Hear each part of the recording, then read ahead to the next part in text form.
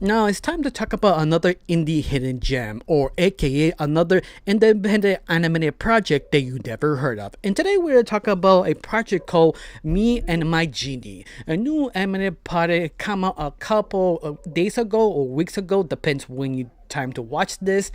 But it's one of those things. Usually what I do is watch an indie pilot and just think about it, leave a couple of days or months and come back and it feel the same way.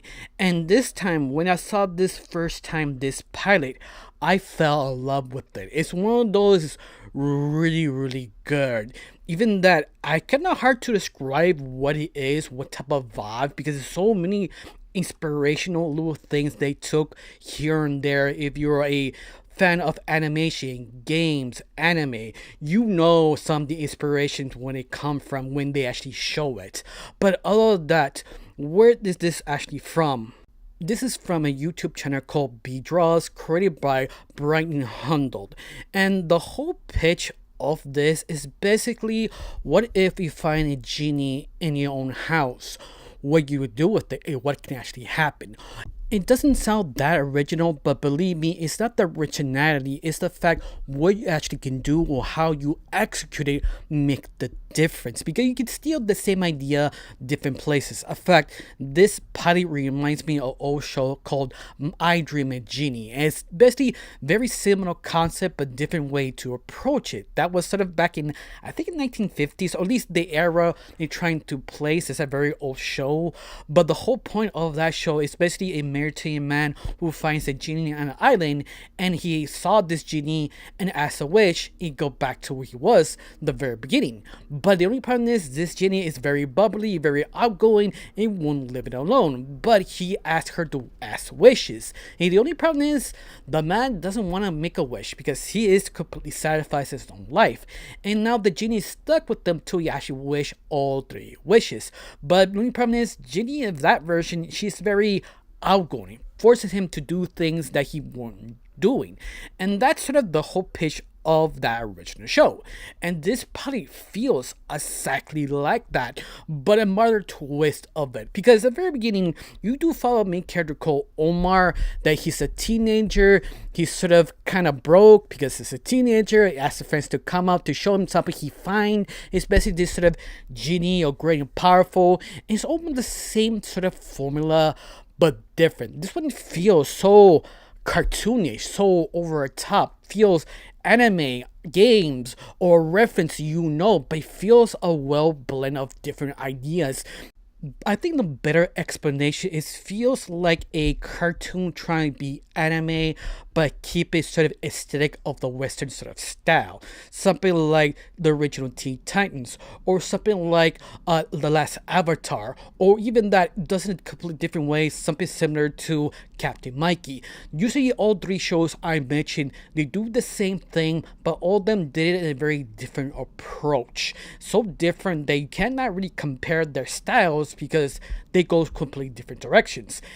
Me and My Genie goes the same direction, completely different, same genre, different way to approach it.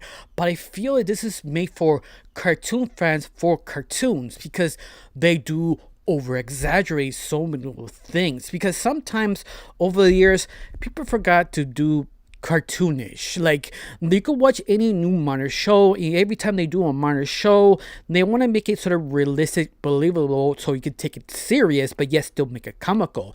The last cartoon to make it still kind of silly is something like OKKO or maybe the Looney Tunes. In fact, this feels something like the Looney Tunes, that sort of over exaggeration, mouth movements, even that have a sort of style, that style they sort of bent to something else. And this is why I mean, it feels so Looney Tunes approach that it just feels so refreshing because it works really well, but doesn't fall into the Looney Tunes territory. When it's the show wants to take serious or say something serious, it does. But because of this, has more weight, more honestly. In fact, I think Teen Titans or the original, that is probably the best way to describe this show. That sometimes it want to take itself really serious, other times it's just silly and ridiculous. And I think that's the best way direction they want to go. I feel they got inspired by Teen Titans sort of kind of style, but leaning more to Western cartoons and using anime sort of gags to fill in the gaps. Now words like, for example, they have moments like Omar introduced Jin Ren to his friends, and both boys had a crush. One went all into it like, "Hey baby, how you doing?" And you think that's the joke, that sort of deep, smooth voice with the elegant situation. No, they make sure he does one extra thing to hit that joke perfectly, that he did not understand her name and call her something else, and one of her friends correct them, says, no, it's Ren. Oh, I mean Ren, yes, of course, always. Like that sort of cheesemo, that sort of vibe that actually works so well with this cartoon, because he understands the comedy, understands it's a cartoon. They need to take it ridiculous, but it wasn't. It doesn't take itself serious. It's almost something completely different, because there are moments they show you Ren is very powerful. Is the fact you don't know how dangerous and powerful she really is. I think one instance they use one wish to erase someone's memory in the first episode, and this little girl outside, and they wish Ren erase her mind. And you think, oh, they could do a kind of running gag, like she runs with a little girl with a pen, knock her out, or something like sort of Looney Tunes approach. But no, they decided to go to his very dark, mystical sort of way to describe Ren's power. It's almost unhinged power that you can't fully understand. They did it for a few seconds, but you feel almost threatened by it, because you feel the weight of the power of Ren. Like she just touched this little girl on her forehead to erase her memory, pretending to make it this sort of was a dream. But that heaviness, that's almost cinematic style, made it kind of creepy, but at the same time you don't realize the whole skit was a setup for a joke, because when her father comes in because they heard her daughter screaming, like, "What's going on, sweetie? I had a bad dream." Okay, bye, boom. It just out of left turn or out of pocket, you wasn't expecting that to land so hard, because you're expecting this sort of almost evil power, almost not like evil, almost that you can't describe the power. It's just pure fear itself. You understanding how powerful Ren really is, but at the same time, did they not forget this is a comedy also. So they sort of set up first a comedy. When they take it serious, they want to land that perfectly. They take the time, because usually comedy shows, as I have it, they want to take it funny nonstop, but then they want to take it serious, you don't believe it, because automatically cut the joke off. This one do realize we have to take this serious, we need to stretch it out.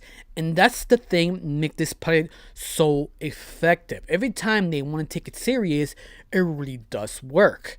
On top of everything else, every single character on this indie pilot, they are completely fully developed. Like their jokes landed what they actually supposed to say. Like you know who's Orman, you know who's Ren, you know the other two best friends that I forgot their names. I do apologize, but you know who they are, and they're actually good friends. None of them feels sort of one-sided type of characters. They are their own individual personalities.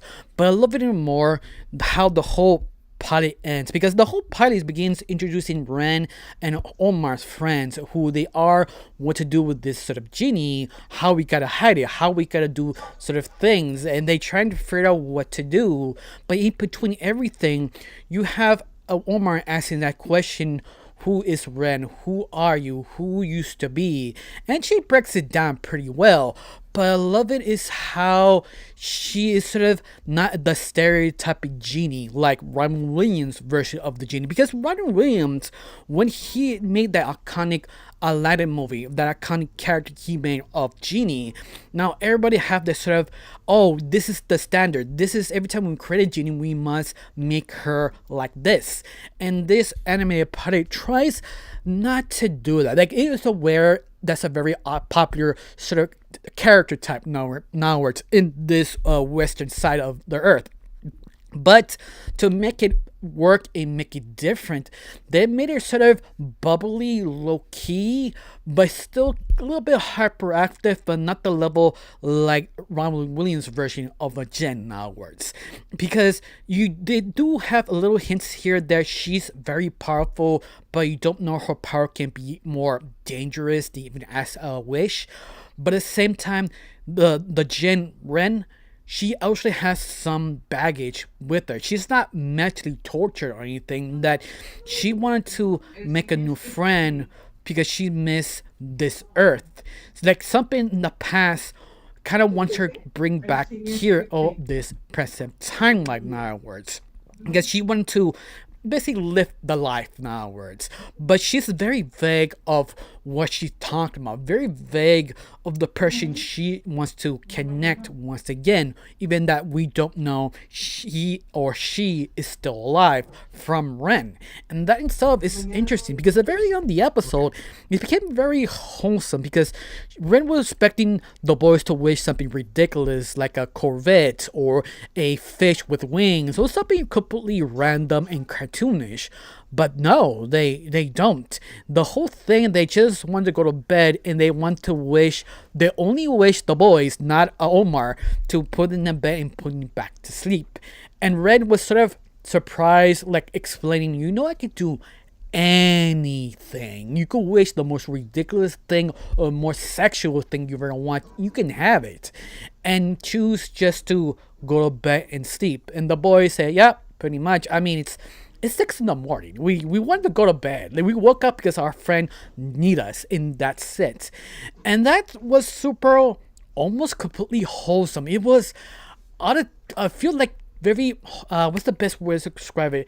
Very meaningful in a way because Ren was sort of surprised and loved this because it feels she has another chance. And that's how it feels at the end of the episode because the whole episode is basically showing what this character can do and how the friends use her wish to basically kind of fix their problems. Think of it sort of Very Odd Parents, but a more serious, more emotional, more interesting way to approach it. I think that's the best way to describe it. I should have said Very Odd Parents, but a more mature way because let's face it, Ren, how she looks pretty good. But this was sort of picked up in mainstream. She would become sort of like a billboard. Like she doesn't have a chest, she doesn't have an ass, or she doesn't have a shape of a woman, in other words.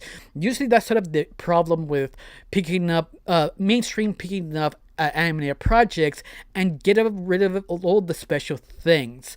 And I kind of glad not yet, but who knows. But this is the reason why I really enjoy indie. Like they can use the same ideas like you see in modern television, like Very Odd Parents. Like they use the same idea, but the only difference is they changed it enough, and how it was written feels so personal. And I think that's the whole best to describe the whole comedy, the whole party feels so personal, humor, and it just so works so well. It's so endearing that I'm not surprised this party when it dropped got more popular because the creator's channel only has about, I think I remember 2,000 subscribers and kind of picked up around me more than two. I think it was last time I saw it be 4,000 subscribers because the indie party was legitimately really good, especially how the animation feels. I don't want to say bean style, but I'm 100% sure people will point out it feels like a bean style kind of art in a way.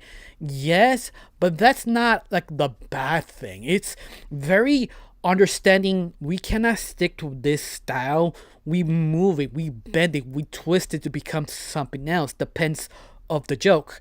And that's a thing I kind of appreciate. Like every single thing a shows or reference, it is refreshing. It have this sort of weird mix. I mean mix like there's sometimes they have a sort of gag, feel something from an anime. Other times they have a gay reference. Like the Jen asked the boys, "You have one wish. When you want to wish?" And for a second they started talking, but the whole screen became sort of like a loading screen for a game. And that's sort of describing they were arguing, talking about what they wish they could be. And that is just sort of kind of clever and fun. And not just that, they have sort of sound effects. It feels so cartoonish. It feels something out of Ed and Eddie, in other words, because they use a lot of weird sound effects, and some of the sound effects they use feels come out straight off Eddie and Eddie. In fact, it feels something of Eddie and Eddie should come out in a way, if you don't want to talk about, because it feels so many different things aspired, twisted to make this series work, and it does. It really completely does. All the things I just commentary, it just feels this sort of unique approach, feels so refreshing. And I think this is the reason why I really enjoyed. Oh, this is the reason why I love indie. It's just so refreshing, and they take different approaches to make this work so well. And I think that's all I can say. I mean, it is really, really good. In fact, I didn't even spoil the party that much. It's just basically a guy who find a gen and tell his friends and figure out what doing next to this basically character, how we can hide it, how we could use her, and that's basically sort of the conversation and the weird things what actually happened, and Jen sort of breaking down what she really is. And that's basically it. You feel this one could be a very deep story if they get a second chance to do a second pilot. Of course, to be like honest, for real, if they do, it probably takes another year to come out, because let's face it, this is indie takes a long time to do, and hopefully it'll be popular enough to get funding to do a second part. But I don't know how you felt about this. Do you enjoy, do you know, recognize this indie party? Did I convince you to watch this party? Tell me down below, let me know. I got nothing else to say, just thank you for watching, don't forget to subscribe, and have a wonderful day. Bye.